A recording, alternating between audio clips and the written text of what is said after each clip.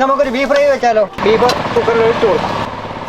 ഇഞ്ചി വെളുത്തുള്ളി ഒരു 3 പച്ചമുളക് ചതച്ചത് ഇട്ട് കൊടുക്കാം. ചുവന്നുള്ളിയുണ്ട് ചതച്ചെടുത്ത് അത് നമുക്ക് ഇട്ട് കൊടുക്കാം. മഞ്ഞപ്പൊടി, കാശ്മീരി മുളക് പൊടി, പെരിഞ്ജീരകപ്പൊടി, മുളക് പൊടി, 1 സ്പൂണ് വിനാഗിരി, ആവശ്യത്തിന് ഉപ്പ്, ഗരം മസാല, കരിയാപ്പില, വെളിച്ചെണ്ണ കൂടെ ഒഴിച്ച് കൊടുക്കാം. വിസിലടുപ്പിച്ച് നമ്മുടെ കുക്കർ ഓഫ് ചെയ്തിട്ടുണ്ട്.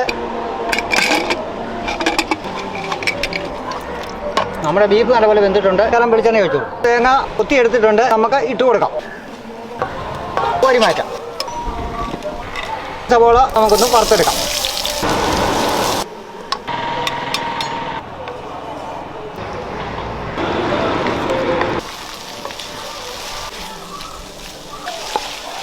ബീഫ് ഒരുമാതിരി ഫ്രൈ ആയിട്ടുണ്ട്. ശേഷം കരിയാപ്പില ഇട്ട് കൊടുക്കും.